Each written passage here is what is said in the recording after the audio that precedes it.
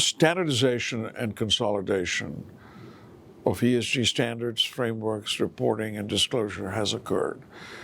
ESG metrics are slowly entering the mainstream of the DNA of business.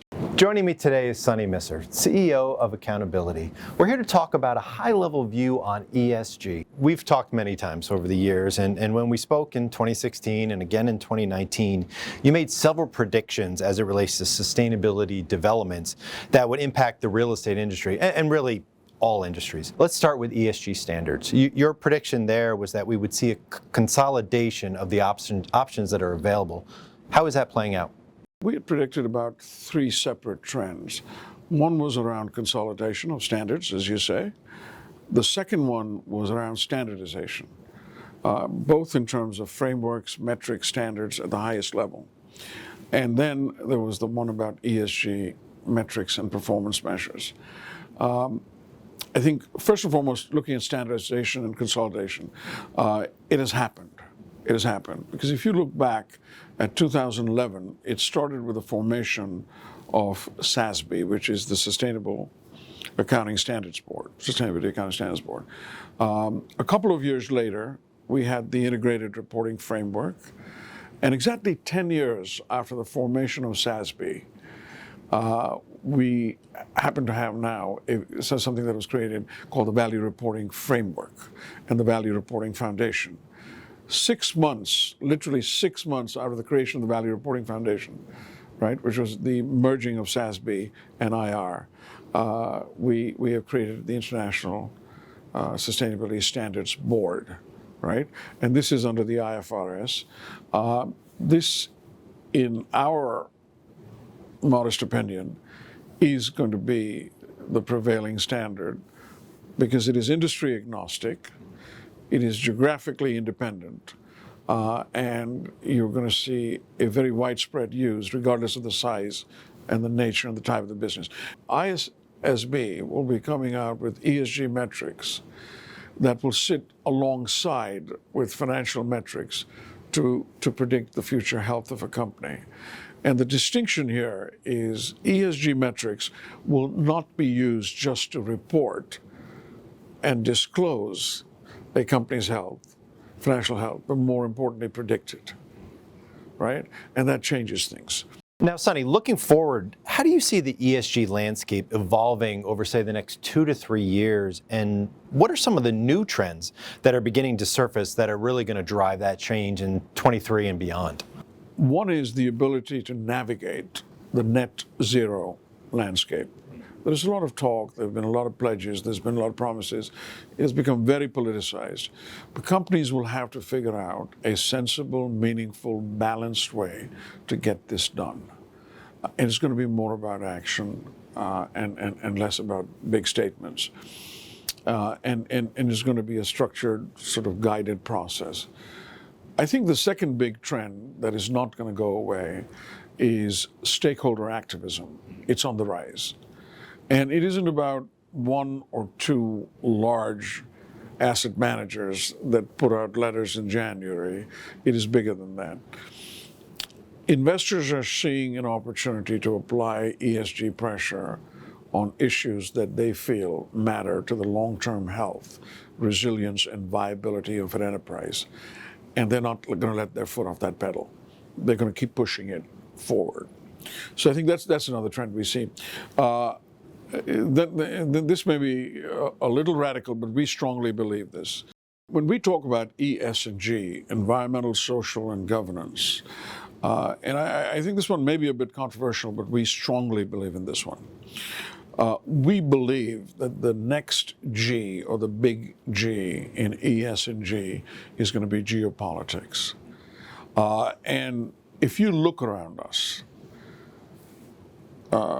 military aggression, energy crisis, displacement of large groups of people, high inflation, broken or disrupted supply chains, right? And overall, a heavy pressure on certain economies that destabilize others. It's all happening, right?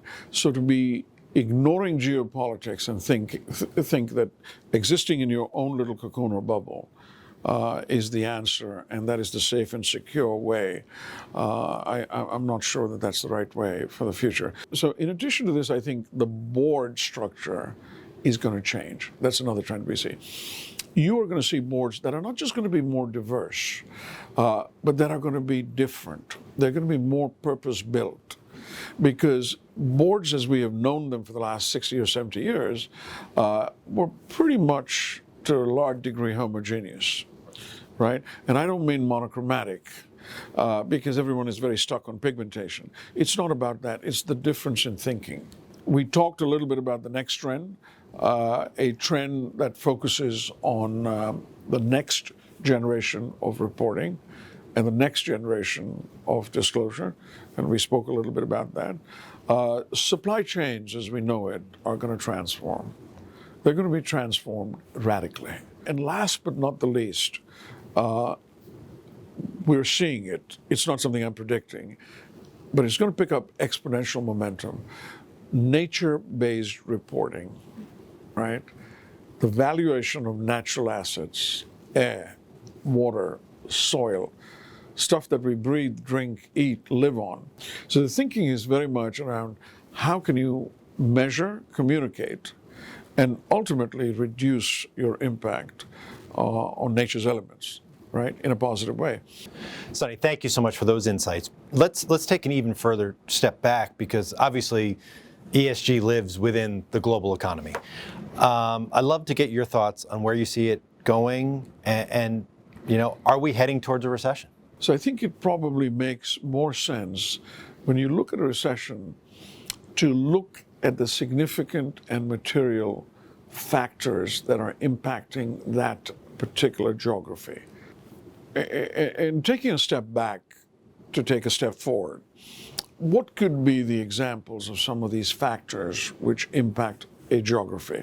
And when I say geography, I mean pretty broad. Western Europe, North America, the USA, Canada, etc. First and foremost, are supply chains severely disrupted, right? Because that is going to impact the bread you get at your grocery, right? So there's a more direct impact. What is the cost of capital, right? The cost of capital has significantly gone up in the last 18 months, right? And is it going to steady up, or is it going to shore down, right? Besides capital, there has to be a way to manage inflation, right? Because inflation is so tightly tied to the labor market. You try to manage inflation, and then you end up with a high unemployment, and it's a question of balance. Another factor that will come into play is energy. How much energy do you need as a nation or a state or a region? How dependent are you on external energy sources? What sort of relationships do you have with the energy trading blocs, the GCC, Russia, and so forth? And then a clear direction in monetary policy. And I'll be very cautious about what I say, but there isn't clarity in terms of monetary policy. There are some knee-jerk movements, and there isn't consistency across the board globally. So if you look at it factor by factor, and some of these factors are more sort of material and intense in certain geographies, and certain are different, I think based on that. But if we're talking about it from a US-centric standpoint, and from an accountability standpoint, I'm concerned because we have offices across the globe. But the US will definitely see a moderate recession, and it'll be felt, but it's not going to be anywhere as severe as we had predicted it to be, and thankfully so.